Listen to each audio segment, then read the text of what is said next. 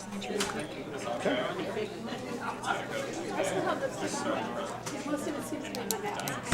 Martin here? Yes. He's on his way in. I'm gonna call Thought he him. was following me. Is there only one? Yeah, only one. You need to keep the pin. Oh, no. Click that. Start the presentation. Hi. Good to see you. Did you have a good time in Oregon? I did. Good. Good. Hi there. Good to see you, Vivian.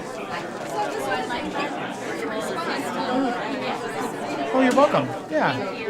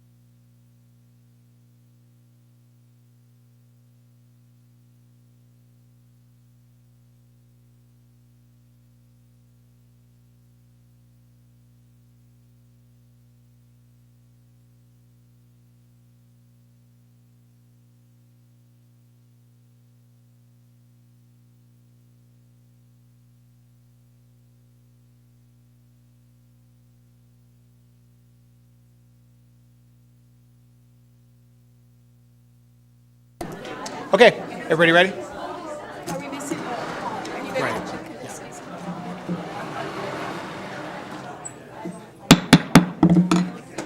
Good evening, and I'll call the special meeting of the Federal Way City Council meeting to order for August 10th, 2021. Would you all please rise for the Pledge of Allegiance? Pledge allegiance to the flag of the United States of America and to the republic for which it stands, one nation, under God, indivisible, with liberty and justice for all.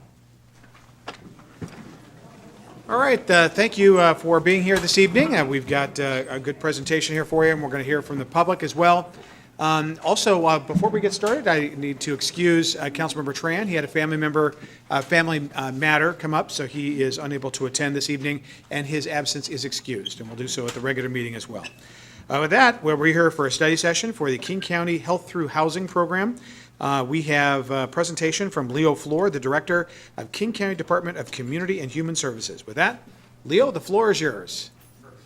Oh, I think we got him right when he was walking in. Hi, Leo. And Mark Ellerbrook is here as well. I think maybe Mark may do a quick intro. Mark? Great. Good afternoon, and thanks for having us. Leo Floor, the Director of our Department of Community and Human Services, who is going to lead off the presentation. I'm Mark Ellerbrook. I'm the Division Director for Housing, Homelessness, and Community Development. Very good. And I will look at this. I'm going to make this happen. And Leo, thank you for being here. I don't think you even broke stride when you came in. Just walk right in the door and we put you right up at the podium. Just-in-time logistics, Mr. Mayor. Very good. Thanks very much for having us this evening again. Leo Floor, joined by Mark Ellerbrook. And our purpose for this part of the session is to provide information about the Health Through Housing program, and then also talk about what it could specifically or will specifically look like here in Federal Way, and then to identify places where there are decisions yet to be made and how we can work with the city of Federal Way in proceeding there, but also to ask to be able to answer a couple of the questions that we have been frequently receiving. I apologize, walking up the stairs, a little bit out of COVID shape here. So the overall overview of the program, Health Through Housing is a name that we've given to a sales tax that was imposed under the authority of what was called House Bill 1590, but it is a 0.1% sales tax that the county imposed. All but 8 cities in the county are aggregated in that same collection, and then the totality of that tax is used for this program. The goal is to bring 1,600 people who are currently experiencing or at risk of chronic homelessness inside. We do think that there are upwards of 6,000 people experiencing chronic homelessness inside King County right now. That is a smaller number than the total number of people who are experiencing experiencing homelessness. Chronic homelessness is a specific type of homelessness defined by the federal government, which means that a person has been sleeping outside for at least a year or has slept outside 3 times in the last 3 years.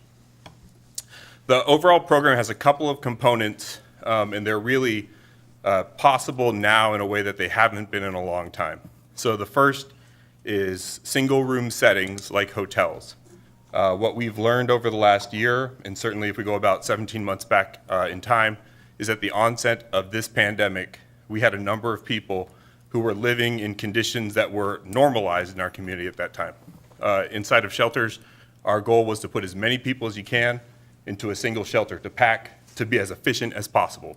What we found is that created a risk, the exact conditions that a pandemic needed to be able to spread within that population.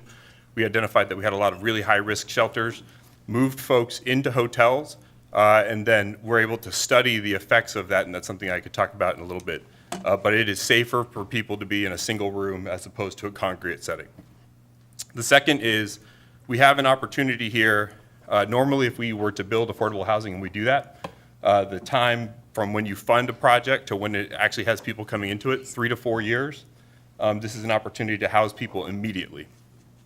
Another thing here that we have an opportunity to do with the Health Through Housing sales tax is often we're sort of parceling together services with capital. So we have enough money to build a building perhaps, but we might not be able to operate it over multiple years. This is a funding source where we know that we have the funding built into the model to operate in perpetuity with full services at a level that we don't have at any other building inside of the portfolio for the full time. And this is housing, not shelter. And I think that's really important as we talk about people's apartments. Essentially, we have the ability to provide the on-site supportive services that can keep them successful within there, and that will allow many of the folks who we house to move on to other settings, to more permanent supportive housing or permanent housing or independent housing, which is certainly one of our goals. And then the last is it's an opportunity to really quickly establish permanent supportive housing, which is what we are talking about in the city of Federal Way, and then into the future to be able to take a look at what the potential uses for those sites, although that is something that is not within our 10-year horizon right now. Just to say that is full redevelopment of any sites. That's not something that we're talking about and would obviously be subject to conversation with cities that would be subject to city zoning, subject to city permitting. So why this approach? Housing is effective. This is something that is a subject of a lot of conversation. We've got another slide in here where we've referenced a lot of studies that have been done both locally, nationally, and internationally. But we know that in order to be able to address a lot of the conditions that people confront, and I did have the pleasure of joining at an earlier meeting, so I know that one of the topics here in Federal Way that's a hot topic of discussion is what is the proper role sequence of people who use drugs versus the role of housing. The first thing that I think is really important is that not everybody who is homeless uses drugs. Not everybody who will receive housing through the Health Through Housing program uses drugs, and some people do. And I think those are just facts, and we don't have to, I certainly wouldn't want to misrepresent either side of that. What we do see, both locally and nationally in the aggregate, is that people are more successful in being able to stop or reduce their use of illegal substances and legal substances when they're housed versus when they're homeless. And that the sequence can matter, that housing somebody and providing that as a platform from which they can receive care, from which they can receive health care, is more effective. And I want to respect the fact that there are a lot of folks who have had an individual experience that doesn't match that. And I think both of those can also be true. But when we look at study after study after study, again, both locally and nationally, the preponderance of the data are very clear that the majority of people who do have a substance use condition will be more successful in reducing that substance use, will reduce their overall cost to the system in terms of emergency room use, if they are able to seek that care while they are housed. Single room housing, we talked about that before. That's one of the innovations, though, with what we're seeking with Health Through Housing is being able to get into hotels, nursing rooms, other similar single room settings. We know that that actually makes a big difference versus a shelter setting where people sort of sleep head to toe, might not be able to actually get rest, and are more worried about their own security, can't use the bathroom. Stewardship, This, I think we've shared previously, when we build a unit of permanent supportive housing, if we were to let that process play out right now, we would expect that that would cost approximately $425,000 per unit. Total construction cost, permitting, buying the land, the full cost to actually get that unit up and running. With the Health Through Housing program, we're running just over half of that cost, so we have the ability to come in under $300,000.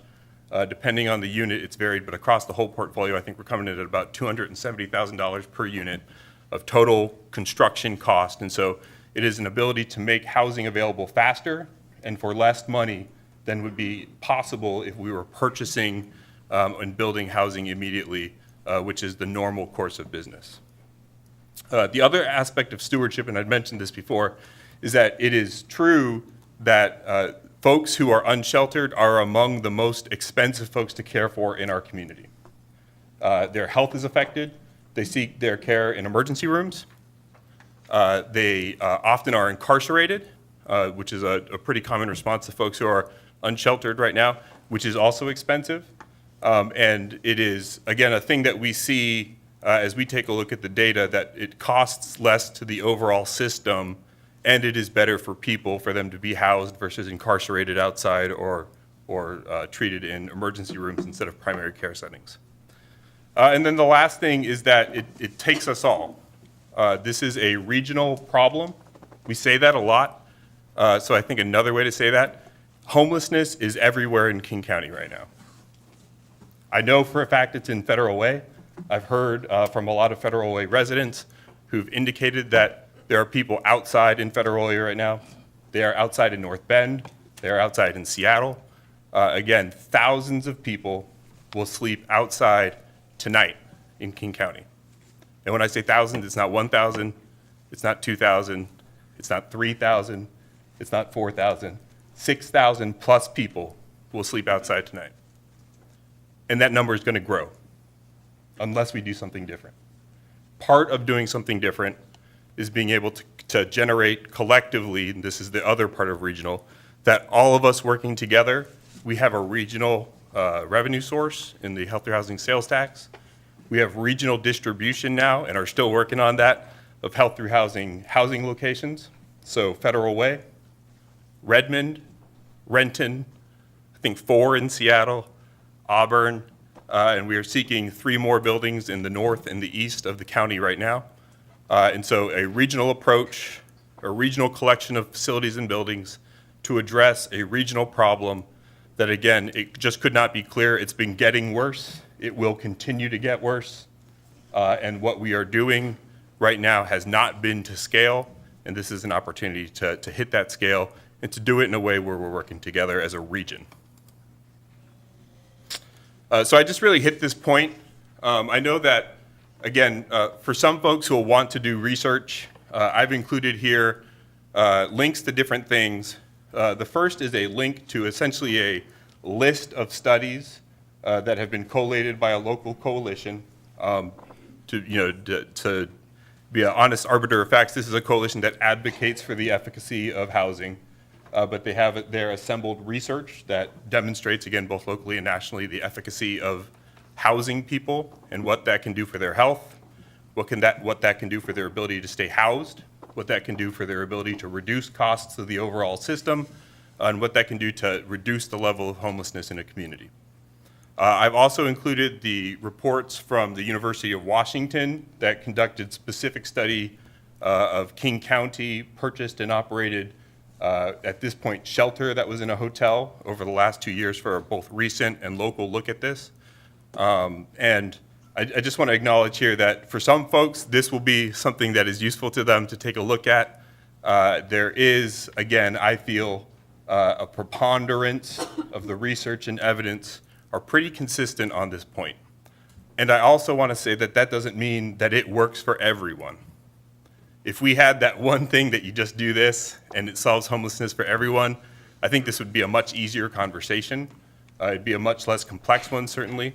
It is true that there are individuals for whom this particular approach will not work, and there are other things that we need to do to support them, to get them out of homelessness.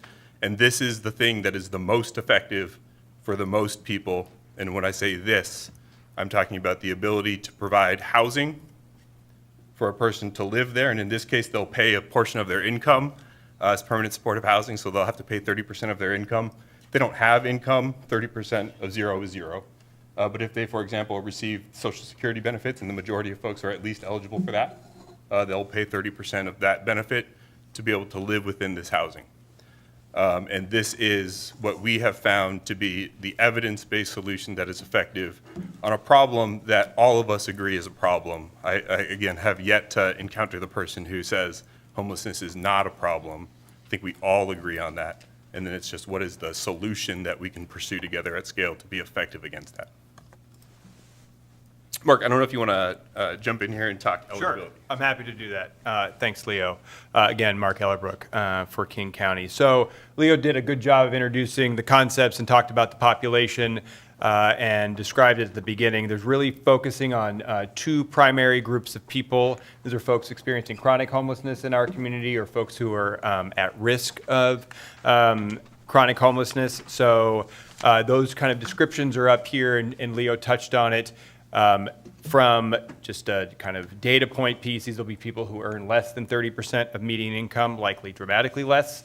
And so that $23,000 is what that means at the 30% number in King County.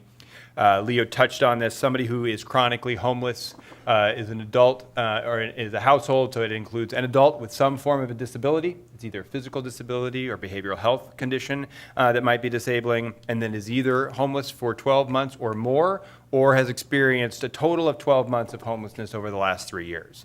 That is the primary population that the Health Through Housing program is focused on. So as to provide some level of flexibility in realizing that there is always the people who are almost in the category. We also have an ability to look at households who are at risk. Much of the definition for those folks is similar. So again, the household must include an adult with that disability requirement, and then have experienced homelessness for 10 or 12 months over the last year. So that really is kind of the population that we're focused on for Health Through Housing. So what will Health Through Housing fund? It will, we've kind of enumerated those items on here. It will fund site acquisition, and this is going to be the predominant upfront cost for Health Through Housing, and that is the purchase of these single-room settings like hotels and nursing homes. But I think equally and frankly more important than the acquisition of the room, Health Through Housing has the ability to fund the services and the operations of these buildings for the long term. And so our operators, to be successful, can't spend, in addition to operating the building, spending a lot of time fundraising. So I think the key component of Health Through Housing is that we're able to fund long-term the operations for these buildings and the services for these buildings so the population can stay in place and be successful over time. And some of those services include the case management services, which may include behavioral health, employment, housing services. And then I think the other piece that's important here is that, you know, buildings get old, they get older, they need additional rehab, and so we have set aside the funds to make sure that these properties can be operated well and serve the community for the long term. Leo went through a little bit about where the facilities are located. This is kind of a map of where we sit today with the program. You can see a number of the hotels are the properties are up in the Seattle area. There are 5, as well as 2 in South County. And then we have the Renton facility as well that we just purchased, a hotel in Redmond. And then as Leo said, we are seeking 3 additional facilities in North and East King County to round out the Health Through Housing program. So to speak specifically about the property in Federal Way, this is the Federal Way extended stay. It's 101 units, and we purchased it for approximately $24 million, which is that $235 to $37 per unit, quite a bit less than what it would take us to build a similar facility in Federal Way. And then included in here, we've got some additional items that I think have been points of interest for the council and for the community. There's this local referral piece. By statute, we need to include 15% local residents that either are from this community and residing in this community unhoused now or have a connection to this community. We have an ability to add additional local referral through our regional system, so we can work through that system to see if we can increase that number over time. We've got a process for provider selection, and this is a point that we are excited to include the City of Federal Way in working with us on. We have a set of providers, I think about 30 providers in a variety of service areas that we have qualified through an RFQ process. Then we will do a second process for the extended stay here in Federal Way, where we will request kind of from that roster of services or providers that folks apply, or that service providers apply, and that's where Federal Way will participate with us in the review and the selection of those providers. And then this last piece that we're including in all of our health through housing buildings, and we do this with a number of our properties already, both housing and shelter, is a good neighbor agreement. And this is an agreement that we set up between the county, the provider, the local jurisdiction, so Federal Way in this case, and then the community, either represented by the folks who live in or around that facility, as well as community groups. And so that's a formal agreement that we set up that talks about how the provider will operate, what the county's role is, provides contact information so that folks are able to get in touch with that operator should there be issues or concerns. And so that really is the presentation. Lee, you probably have some things you want to add into what I just said. Just to amplify a couple of things for members of the council, Mr. Mayor, and for members of the community that are here. When we talk about, one of the questions that I have certainly received a lot is can somebody just do anything they want in a permanent supportive housing building generally, or a health through housing building specifically? No. You can be, and we unfortunately do, have to sometimes have people removed from a health through housing building because they cannot comply with the requirements of being there. That's not the point. That's not the purpose. Our goal is to house people and to support them so that they can move on to other settings. But there are things that you could do that would have you removed from the building.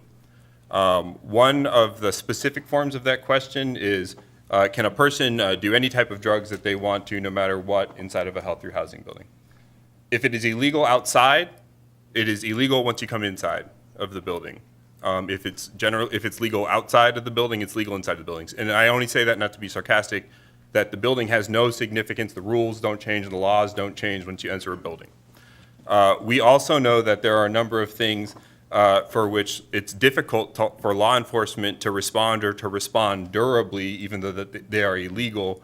And so one of the benefits of a health through housing building is that ability to have somebody in a healthcare setting to be able to connect them to higher intensity healthcare as they need it, so they can successfully stop using substances. It is our goal to help people become healthy, and being healthy includes stopping using substances in an unhealthy way, whether they are legal substances like alcohol or illegal substances. And it is also true that we do not require that somebody has to undergo involuntary treatment as a condition of living within the facility. So it is attempting to be in the middle of that.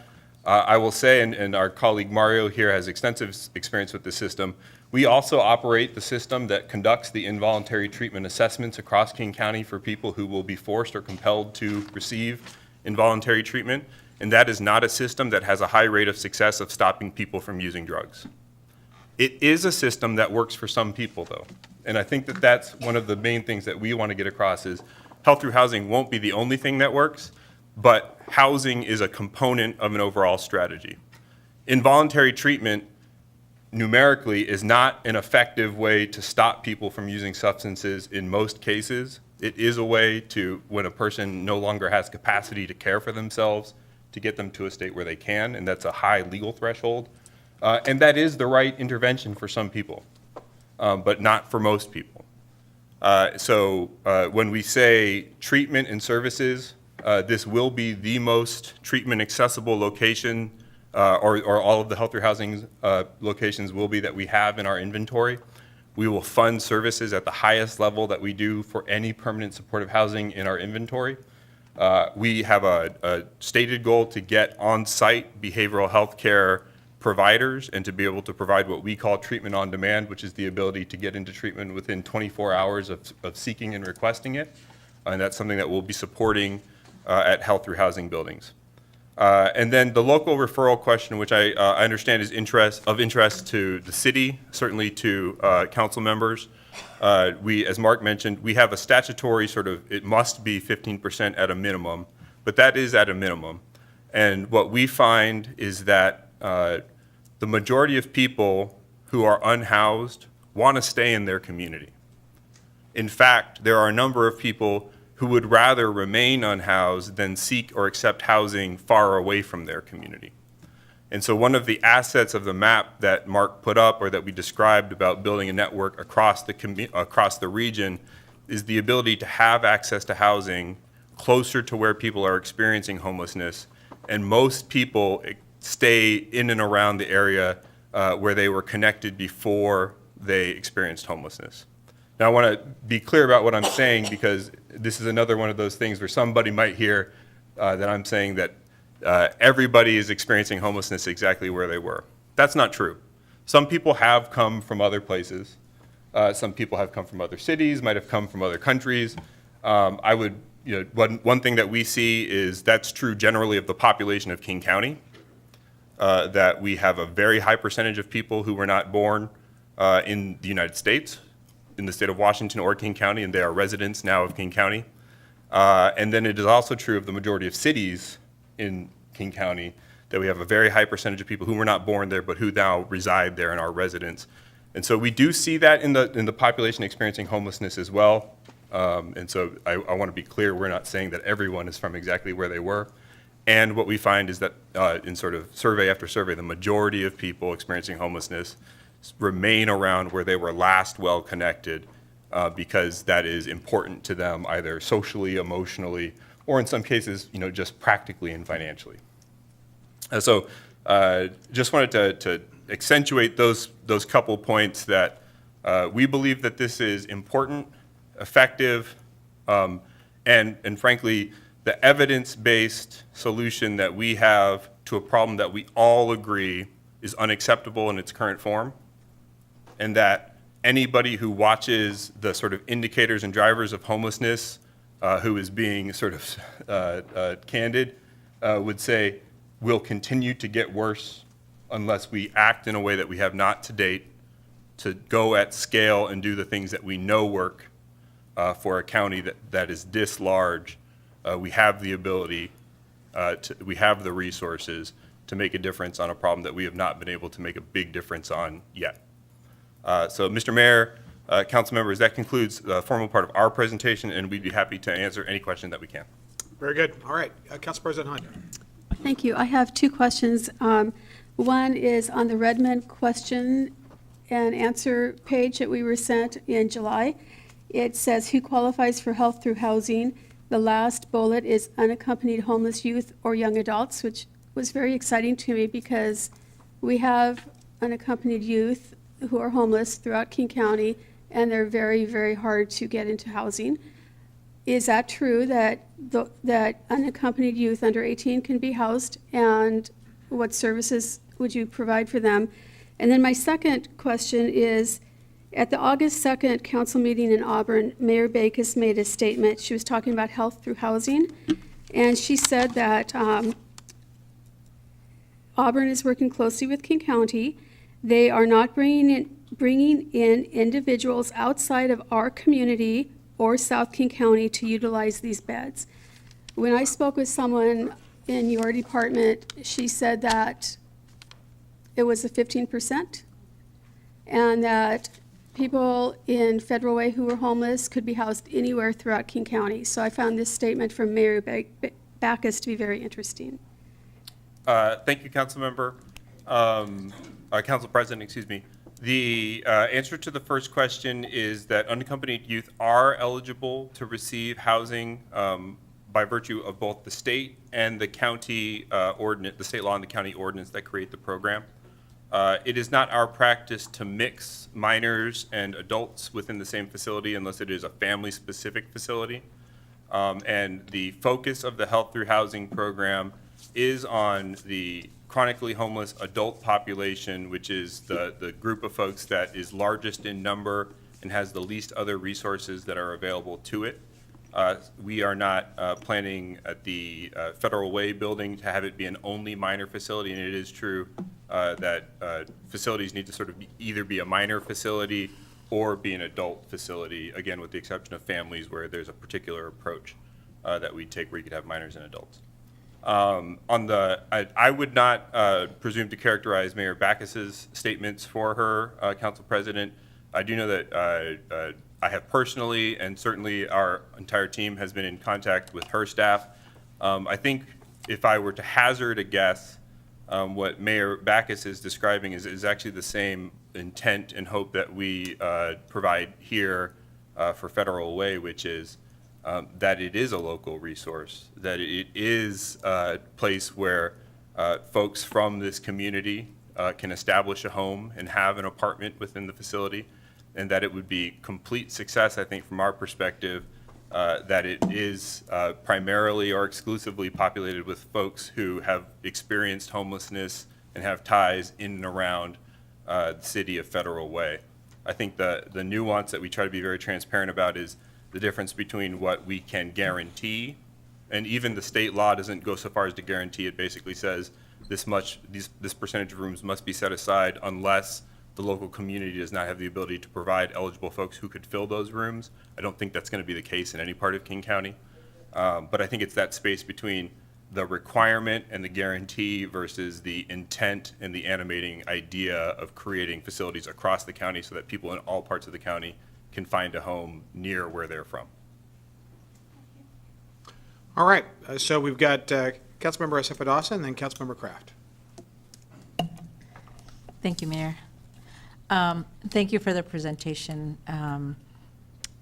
I do have a couple of questions as well. One is, are you going to be going through the coordinated entry for all, or is there other mechanism that you're going to use for people who are going to be housed?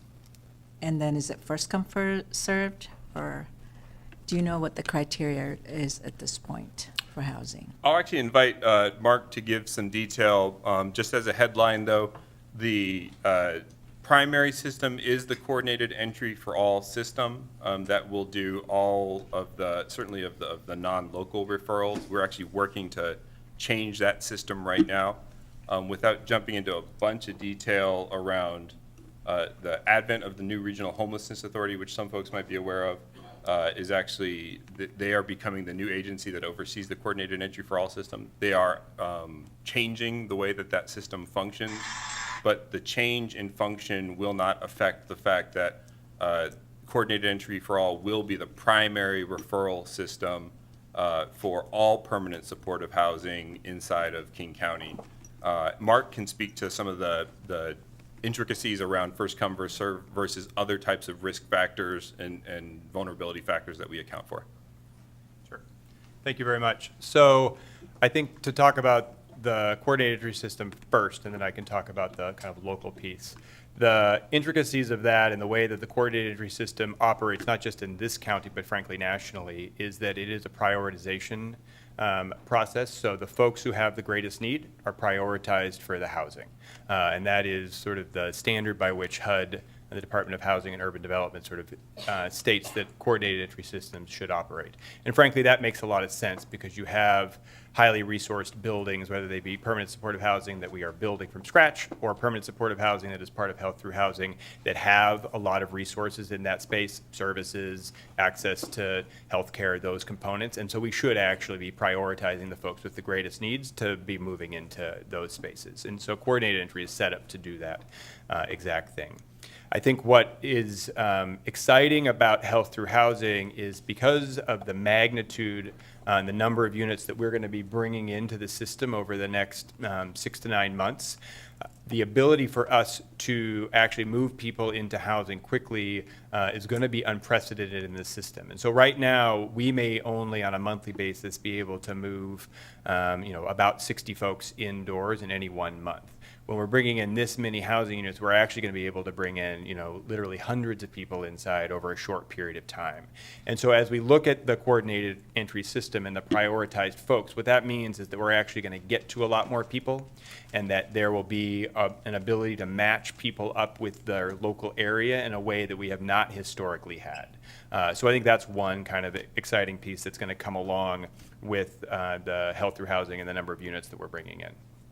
On the 15% component and the local referral, and we've had conversations with folks in Federal Way and South County, what we are really looking to do is bring contracted outreach within South County, focused directly around the facilities that we are working in. So in right now, we're talking about the facility here in Federal Way and the facility in and around Auburn, and have outreach really be in those spaces and engaging with people who are homeless in those areas so that we can prioritize those folks to come into the building as well. So it is kind of those two systems that we're going to really use to bring people into the buildings. Okay, can I ask so follow-up to that, thank you. Yeah. So follow-up to that would be a lot of our homeless people probably don't have phones, and so that outreach is going to then support or allow for them to be entered into the system, correct? Is that what you're? It will, and actually so the coordinated system and the outreach that we have attached to it is designed to engage with folks however and wherever they sort of show up, whether they have phones, they don't have phones. Can we connect them via that system to an individual person who has a case relationship with them? So regardless of sort of their ability to kind of stand that up on their own, we're able to support those people. Okay, and then, sorry. You have 24/7 staffing. Yep. So they're going to be either case managers, mental health expertise or something like that, right? So are you going to be contracting with multiple agencies possibly when you contract out, such as, okay, great. Yep. Thank you. So so just much. to build on that, it's a good point, and just to clarify, so there will be 24/7 staffing. There will be case management available at the building at all times, likely during the day, housing case management. And then I think, depending on the population that's in that building, there will either be there will either be behavioral health counseling at the site, frequently or all the time, or it will be brought on site as sort of the demands of the folks who are in that space. And I think one of the qualifications that we looked at from our provider network and the service provider was the ability to make those connections. And so we may have multiple service providers in order to provide the set of services that need to be in that space. Thank you. Councilmember Kraft. Thank you, Mayor, and thank you all for being here today and for your presentation. I have a few clarifying questions. The first is in response to Council President Honda's question originally the young adult population. You all noted that this is specifically for the adult population, so 25 and older, if I'm correct. I think. Or for homeless service providers. Are we looking at 18 and up, or are we looking at 25 and up? I would want to get that specific answer to you, Councilmember Kraft. I think as a matter of eligibility, an adult would be a person 18 and older. As a matter of practice by provider, the delineation, as you point out, does tend to be 24 to 25. But we would not bar a person who is 22 from receiving services at an adult facility by sort of legal definition, although we would try to get them to a youth-focused provider someplace else if we could. Sure, yeah, that makes sense. And so another follow-up question I had was, you said that in some areas you would admit youth if they were paired with families. Is that going to be the case for the extended stay here in Federal Way, or is this going to be only for single adults? Thank you, Councilmember. So right now we are looking at this facility as an adult, a place where adults have apartments and are housed, and not as a mixed facility. It's a single building. Doesn't, on our initial analysis at least, lend itself to being apartments both for families and apartments for adults within it. So would that include couples? Absolutely. So a couple could live there. I guess it's hard to imagine what it is, but a multiple adult family could live in the facility. but we would not want to have minors in the facility, I think is the line that we would draw. And for the 24/7 staffing, what would the ratio be between the staff members and the residents? Do we know that? We do. I do not off the top of my head, but I'm happy to get that to you. Thank you. And I'm sorry, my final question is, will the city be able to provide input for the metrics that will be used for the local referrals? Since you're saying that all of the non-local referrals will be utilized through coordinated entry for all, will the city be able to provide input on how to prioritize the local referrals? So within the realm of, or within the set of people who are eligible, council member, when we talk about local referral, yes. And so we would want to have that conversation. There are some bases on which, as just whether it's federal, state, or local law, it's allowable to prioritize people, in some bases on which it's not. You all are likely much more expert in that than I am. But within those bounds, that's exactly what we hope to do, is to strike that arrangement and agreement with the city of Federal Way of what that local referral can look like. Thank you. All right, Councilmember Kochmar? Thank you, Mayor. You know, we have a lot of people in the audience, and I'd like to cede my time to them, but I have one quick question, which is, are you going to do any investigation on criminal past? For example, what happened in the King County Courthouse? Are we going to exclude any persons with a convicted sex offense? Are we going to exclude any persons with serious criminal background? So we don't, as a condition of entry, do a criminal background check on people who apply. We do often know a lot about the folks who are in the system, and so I think this is important. It is often the case, as we have said, that folks who are experiencing homelessness in and around the community have actually been in the community for a while. It is often the case that folks who have a previous offense and have received behavioral health care, or who have been assessed for an involuntary treatment, have received health care while they were incarcerated, have received Medicaid-funded health care, will actually be in our data system. And we will be able to be aware of those as a matter of case conferencing and care management. And we certainly will comply with local and state, federal regulations around who must register in a particular location or not. But it will not be a condition of housing that we run a criminal background check for health through housing buildings. Okay, I don't see the, Councilmember Veruso. Thank you, Mr. Mayor. Thank you, Leo and Mark, for your presentation. Quick question, I know there's some folks here too, but on the good neighbor agreement, the stakeholders, how is that determined who you go to, number one? Number two, what is accountability in that agreement once that is signed? Sure. So the stakeholders, as I mentioned, are always the county, the local jurisdiction, and the service providers in this case.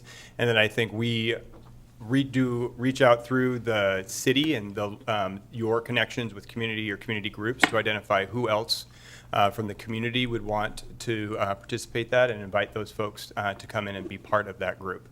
The way that then there's a series of meetings that basically happen with that collection of folks, and we basically set up the expectations for each of those groups as far as what's the expectation for the service providers, the city, the county, and then we actually also typically ask the community about how they want to participate and help support the building. So that's kind of goes through a couple of meetings and ultimately is agreed to and signed by all parties.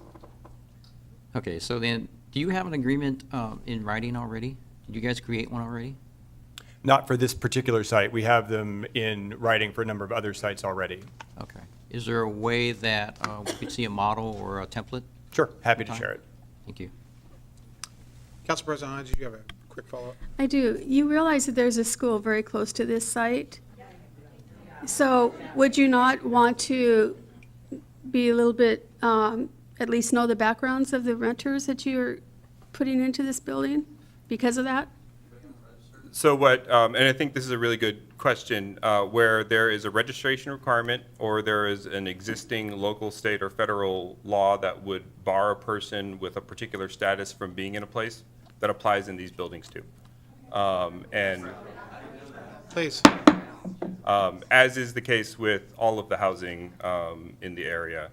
But to the extent, and what I hear, Council President, just to engage the other part of the question, we want these facilities to be successful. We want the people housed within them to be members of their community, and we are not here to advocate for a reckless sort of situation that we can just walk away from and say, we just did our job. It's just not what we are here to do. We will certainly, adhere to law, but there's also a question of the professionals who do this work, who manage buildings and who understand who should be in a particular location and who should not. And we do contract with providers that do that analysis. And certainly if it turned out that we had a person inside of a facility, and despite all the overlays of law and regulation, this is just not the right place for that person, we're going to work to get that person into a better situation. And it's not going to be a question of, will you be housed or will you be unhoused, but it might be a question of, is there a better place for this person to be because of their particular needs, their particular condition than right here? And we actually manage transfers like that between buildings on a routine basis. So to the extent that the question is it a thing that we will, will we sort of be careless or reckless, which are not your words, Council President. I'm here to say, as the Director of the Department of Community and Human Services, that we are here to be careful and conscientious about how we house folks and where we house folks. And one of the advantages of having a stock of housing that is growing is we have the ability to start tailoring those locations for people who might need to be in a different place. Thank you, because I can imagine that this may be your only health through housing facility as close to a school as it is. There are other health through housing facilities and permanent supportive housing facilities that are very close to schools across the county right now. And there are other ones in this new inventory. And I say that not to be defiant, Council President, it's that we have apartments next to schools across the county. And these are apartments for people who cannot afford to rent one in an unsubsidized fashion, who have been homeless. But that status of homelessness is not one where we are intentionally or categorically excluding them from being able to live close to a school. We need to get on to public comment because we do have, did you have something quick? Did you? Okay. All right, thank you. Stay tuned. Okay. I think I have a number of questions, but I'm just going to ask one question. And that's Leo, right? You've been here in Federal Way before. You're hearing the concerns of our constituents loud and clear, I think. Is there a method for you to kind of, clearly this is moving forward. Is there a method or a thought of, okay, we need to have a conversation between the citizens and ourselves and just sit there and answer questions? I understand you came to the Neighborhood Connections, but you just presented. But is there a thought about just having a town hall between you guys and the citizen and just answer questions? Thank you, Councilmember. I will happily meet with groups of residents of Federal Way and answer questions. I do believe, and even at the last meeting, that was a spirited discussion in groups. And in one-on-one or two-on-one or three-on-one conversations afterwards, I don't want to pretend that anyone I talked to did a 180 and changed their mind, but I believe that we were able to convey accurate information to understand each other's interests. And I do believe that that's the space, to your point, council member, where we find our way forward on difficult topics. And so I would happily meet with residents, come down and answer questions. And my role in that conversation, I believe, would be to provide the information that we have in an accurate and straightforward way about what works and what doesn't work and what we're doing and not doing, so that folks at least have that accurate information to make decisions on. Okay. We need to start public comment. We are going to, it'll be about 6:15, maybe 6:20. We've got an executive session and we need to do prior to the city council meeting. So let's go ahead and get started. And if, I'll call out some names, and if you could be in order near the microphone so we can get these. And please, when your timer is up, please respect the timer and let's move on. We want to hear from as many folks as possible. Erica Norton, Jack Walsh, Anna Patrick, Cheryl Hurst. If you could line up by the microphone, that'd be great. Yellow means you've got 30 seconds left. Your red means please stop. Ms. Norton. In 2019, I stood right here and I said, we don't have a homelessness issue in Federal Way. We have a drug addiction crisis. I know from personal experience that about 90% of the people experiencing homelessness are drug addicts. So what we're saying, and then I was chastised by most of the people on the city council and told that I don't have compassion. Well, now we've declared that we do have a drug crisis, and the answer is to bring a trap house to Federal Way. So you're imposing this on us. We told you we didn't want it. We still don't want it. You are giving permanent housing to people who have no intention of ever stopping their drug use. This is on my dime, in my backyard, and then you're going to supply them with all their drugs paraphernalia and help them along in their death spiral. So we get to pay for that. And why aren't you putting these in Medina or Mercer Island? Or maybe I have a better idea. Put them right next to your house, not mine. These people need to get sober. There's only one way to get sober, and that's to have the desire to get sober. And how do you get the desire? You hit bottom. Giving them a place to stay and wallow in their misery is not going to help them. And I have lots of studies that I've read that say that, guess what? It doesn't work. Harm reduction doesn't work. And it's okay for us to say, you know what? It doesn't work. Let's find something else instead of putting a trap house in Federal Way. I always do this and say, I'm not going to get upset. I'm not going to get upset. I keep telling myself that, and guess what? I'm upset. You guys told us we had a town meeting the last time and told us we had an opinion. And then now you're telling us, well, we bought it and this is what we're doing and here's the locations. That's not giving us any choice. So I want to know, why are you bringing Seattle here? I know who made the choice to have this here. Why are you bringing Seattle here? Why? We don't want to live in Seattle. That's why we live here. Harm reduction doesn't work. It isn't helping people to live. It's helping people to be the walking dead.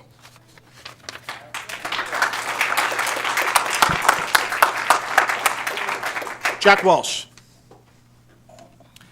Mr. Mayor, Council President Honda, and City Council, I have a question and then a comment. My first is, why on earth is this discussion that is so important and so critical to the welfare of our community being done in a special meeting rather than in the main City Council meeting where more people will be in attendance and where more people will be viewing it? That's my first question. Comment. This low barrier housing, in fact, really no barrier housing, is really nothing more than a revised version of the safe injection sites that were proposed 4 years ago. Leo, you mentioned that the homeless situation here in the county is growing and will continue to grow. You're absolutely right. With the philosophy that espouses these type of solutions, we become a magnet for the rest of the country. Other people are moving here. This isn't going to reduce homelessness. This will increase homelessness as other people move here. Safe injection sites officially sanctioned the illegal use of hard drugs. These so-called health through housing officially tolerates it. There's very, very little difference. 4 years ago this very week, this council passed and the mayor signed resolution number 17-724, and I'd like to read a portion of it. a resolution of the City of Federal Way, Washington, opposing the siting of illegal substance injection facilities within the Federal Way city limits or within areas of an incorporated King County, urban growth annexation area. Then, whereas addiction to heroin and illegal drug abuse deteriorates individual and community quality lifestyle, fosters criminal activity, increases mortality, and burdens taxpayer-funded services such as police, hospitals, and schools, and two more whereases, and then the final whereas. Whereas the City Council finds that the siting of a safe injection facility within the City of Federal Way to facilitate illegal drug use would be detrimental to the public health, safety, and welfare of the residents of Federal Way. And now, therefore, the City Council of the City of Federal Way resolves as follows. The City Council opposes the siting of safe injection facilities within the City of Federal Way, and then it goes on to direct the mayor to disseminate the resolution to the county executive, the county council, and other groups. If this was critical 4 years ago, what has changed? I call on the council and the mayor to loudly protest to Dow Constantine and to the county by passing a similar resolution now.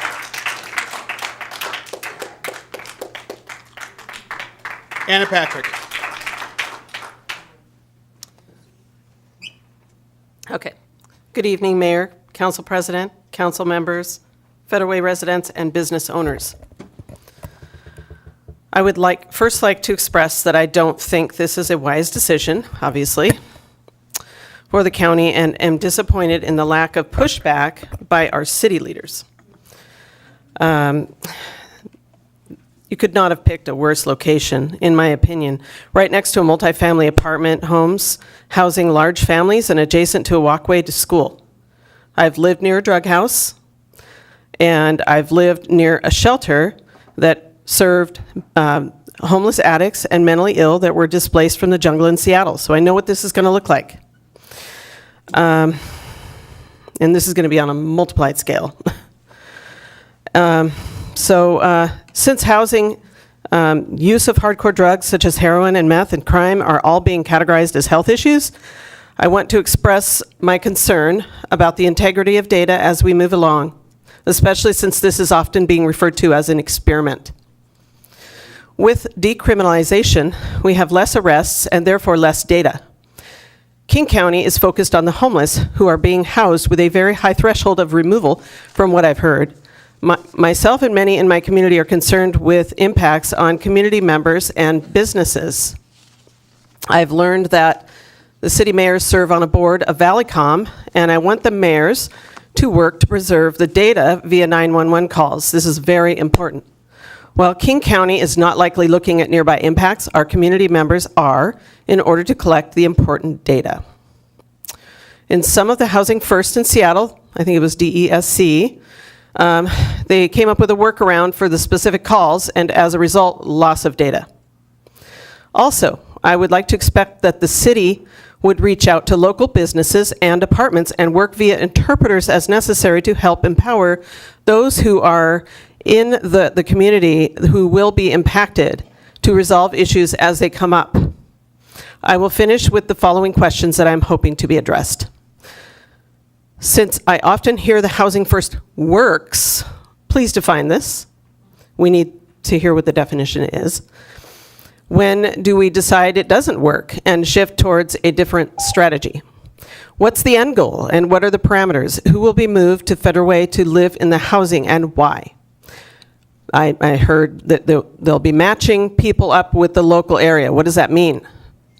Does this shelter and others change our approach to those sitting around in the street, often doing drugs?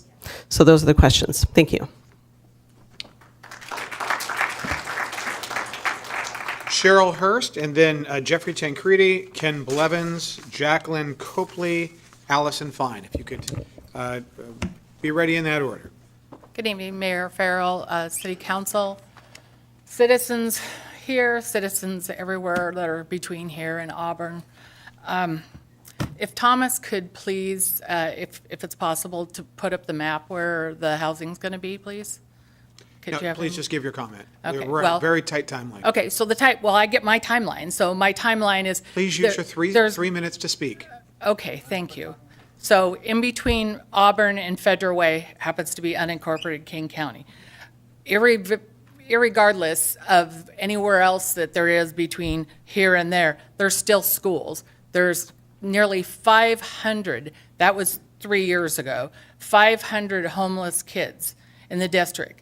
So we're not gonna home kids somewhere. We're gonna put them in a shelter somewhere where the McKinney-Vento Act has them taken. Oh, we're gonna drive them in a taxi or a limousine or a Uber or wherever to get to their school, because that's part of the state mandate. But we can't put kids there. We could take the whole entire extended stay, maybe one more extended type stay thing, and take the people in our own district and take care of them. That's number one that I find an irritation factor. Number two, the fact that they say, oh, well, there's barriers. You know, I believe everybody should have housing. I'm fairly confident. I'm probably have spent thousands and thousands of hours working with kids, homeless, you name it. I understand that.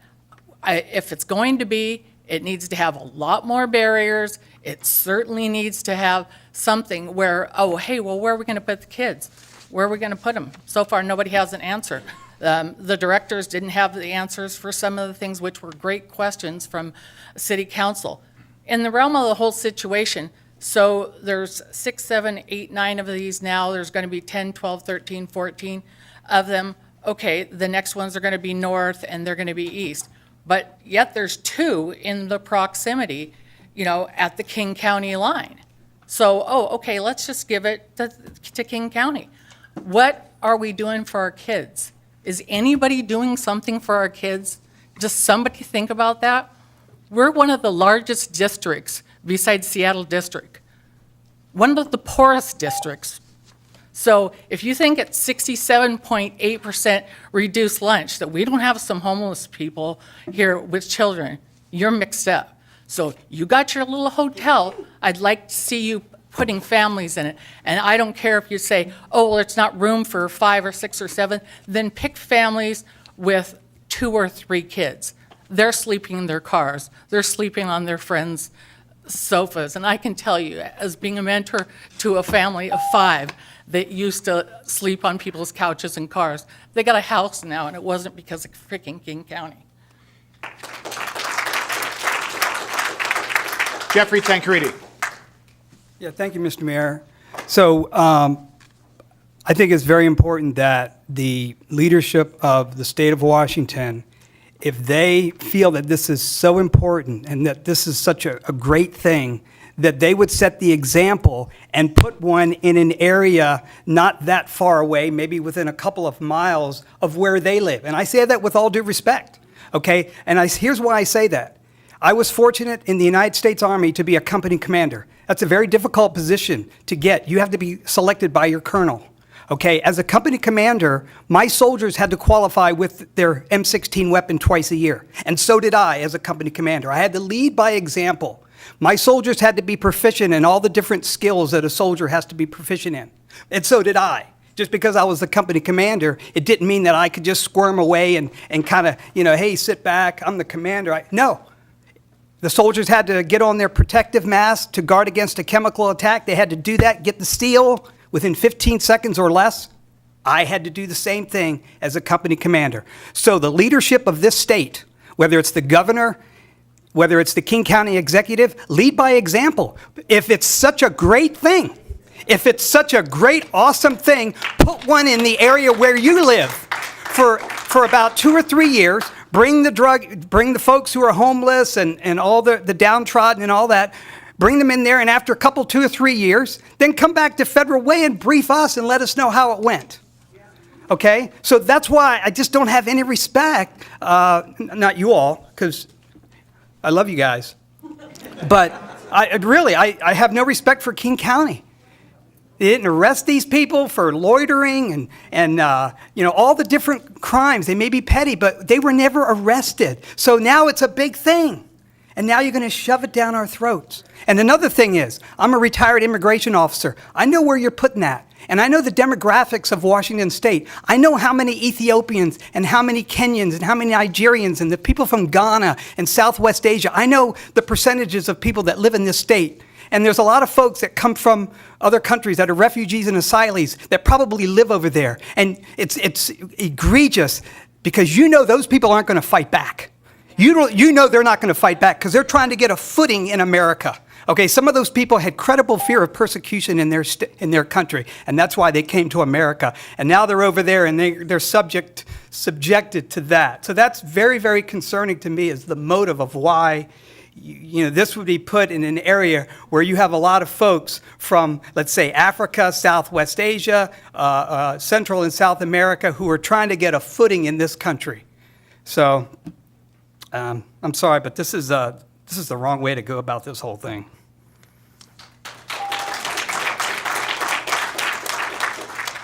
Ken Blevins. Yes, Ken Blevins, and Mayor, council members, King County. Thanks for listening to me. I wanted to start off with that we started a petition. My group called Stand Up Federal Way started a petition this week over a summer weekend. We have just under, and probably actually 600 people that signed that agreed with it. 146 comments in a petition. So a lot of people didn't just agree with it, they had more ideas on it. So the petition was to ban public camping. That's what we would like the council to actually enact. We'd like you to actually take leadership in this, council, because you are supposed to listen to us, and then you're supposed to do with the city, and then tell the mayor how you want him to run the city. Okay, that's what you're supposed to do. And we have people like Linda Kochmar that's listening to us. I've met with Martin Moore. Took him out to the homeless encampments, and I'm just homeless drug encampments, and I'm just surprised that I haven't heard that out of your mouth since that day, because you know what we saw in there. Every person we go into these drug encampments, not one, 100%, you guys. And I wish you would have just came here to see what we see. You're talking about all these things, they stay close to home. A handful of people are from Federal Way. We actually talk to them. And if you talk to them for a little bit, for a few seconds, they'll say, no, we're not on drugs. You talk to them for 5 minutes, oh yeah, we're on drugs, and they'll tell you all the drugs that they have and all the bad people, who are the good people and who are the bad people in their place. And they'll tell you also what they need. So, but what they need is drugs, okay? So that's what you're putting in here, okay? If you're not gonna actually find out who these people are, you're gonna put in drug addicts, you're gonna put in drug addicts that are felons, multiple felons, okay? And not one of them should come from anywhere but on our streets, because we have more than 100 people, and that's a 101 unit place. So that's 100%, not 15%. If you do 15%, you're going to take a bunch of them from Seattle, which we found out are the more aggressive ones, and that's why people go to Seattle from all around the country to go get free stuff. They get free money, free health care, things that they don't get where the state where they came from, because they didn't put up with it. They don't give them free stuff. They came here. We don't actually put them in jail. We don't arrest them. We don't do all that stuff. So this is a great place to be to do that, okay? So, but you guys didn't do any work. You're citing these things that aren't true, because if you were to go out there and actually talk to these people like I did, 100% are drug addicts. Is that just a normal Federal Way thing? Is that not a Renton thing? Is that not a Seattle thing? You know what you're doing. You know you're not telling the truth is what my opinion is. So, and it's not good for Federal Way. It's not good for Federal Way. And you guys should have known better. You should have worked harder at this. You should have stopped them from doing it. You should have been leaders, Mayor. You should have said, wait a minute, stop. I will sue you if you try to buy stuff in here. And I know you bought that stuff, but we're going to try to stop you from putting people in there, because I know who you're putting in there. Thanks, and they're Ken. not good for the children that are steps away from there. Thank you. Thank you. Jacqueline Copley. Good evening. I want to preface what I'm about to say with the fact that I don't think anyone here, not anyone that I know of, has any ill intent on either side of this issue. I think we have a difference of opinions. What I'm concerned about is that every person here that's in any kind of official capacity is being paid for by tax dollars. And you have been elected or hired into a position where you are supposed to be representing the people who are paying those taxes. You have a responsibility to keep us safe. to keep us in a situation where our kids can go to school, where we can go to work and feel safe. And I'm telling you right now, we don't. Our businesses are not happy. I've personally talked to so many business owners. They are not happy. I go into DSW, I don't know if I'm allowed to say certain names, I won't leave the names out. I go into all sorts of retailers, and I talk to people, and I hear the stories about people carrying items just out the door, and how it makes everyone feel. I go in, and there's items where you can't even shop there anymore because they're not like Target, bringing in a bunch of stuff, they're not restocking because it's just gonna get stolen. Misdemeanors are not being dealt with. People aren't being punished for things, for the same crimes over and over, and it's the same people doing the same crimes over and over. I worked in the Federal Way Public Schools for 6 years as a substitute. I've been to every single school except for Todd Beamer. I've dealt with children who are homeless. I have had powwows with PE teachers about, hey, let's get this kid some deodorant because he smells terrible. And he's getting picked on and being made fun of. I have girls living in their cars in 4th grade and they can't take showers. So there are homeless kids and I've seen them and I've dealt with them. And so the fact that we are going to have people coming in and being housed here with no background checks, that's what I'm hearing, no added security, and they are being put in front of those children is alarming and shocking. It lacks any sense of integrity whatsoever. I don't see anything being done that's going to alleviate any of the problems we have with the homeless on the streets right now. Let's say maybe 10 or 15, great, maybe 20 if we're lucky, are from Federal Way, which means we're still going to have all the same people that aren't housed there on the streets. They're still going to be doing the same things. In last week, there was a woman who completely took her clothes off and put them back up, ironically, right in front of extended stay. A man walking completely naked right in front of extended stay. There's a ECAP there, that's early learning. There's an elementary school not far by. There's tons of businesses, and they're getting disrobed. They're getting high all the time. They're walking around like zombies. And this is not going to help it. It's going to bring more people like that in. It's enabling them. Enabling has never worked. And this is so disappointing. We are not being represented.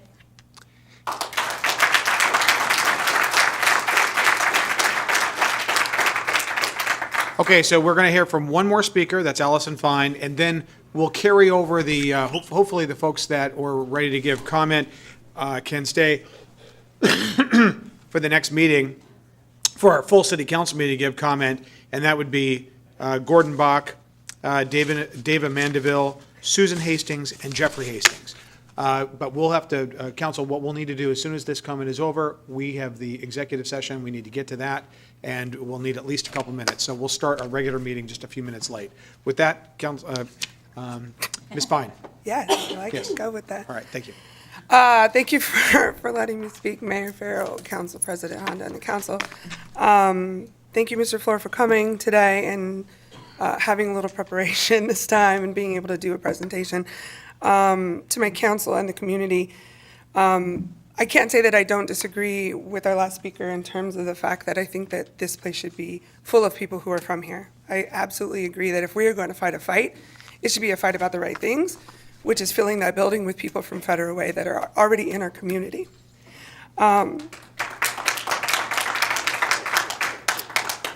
Craig Patrick just clapped for me one time, I saw it.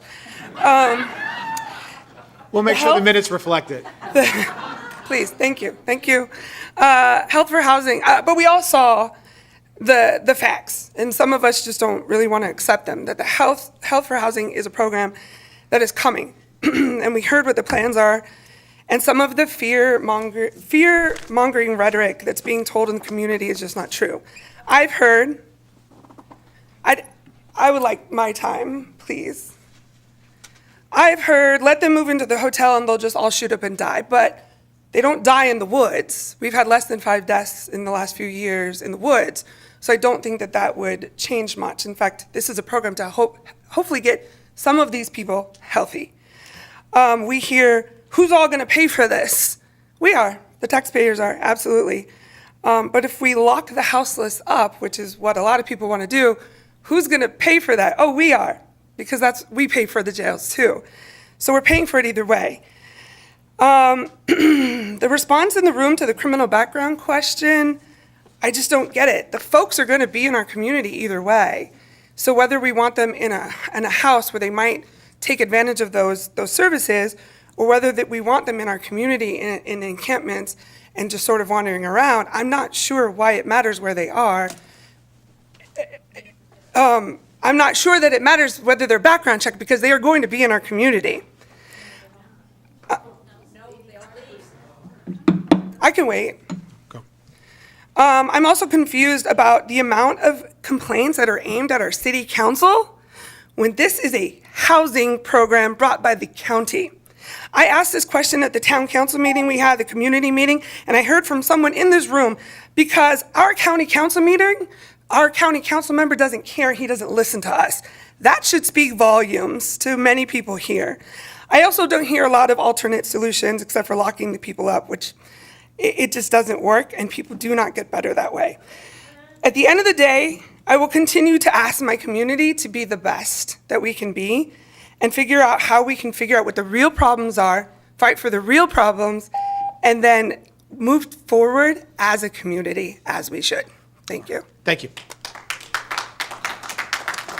All right, we've got some business we got to handle. I've called out the names of the folks. I still have your pink sheets. We'll call those folks. If you could stay for the next meeting, I hope you can.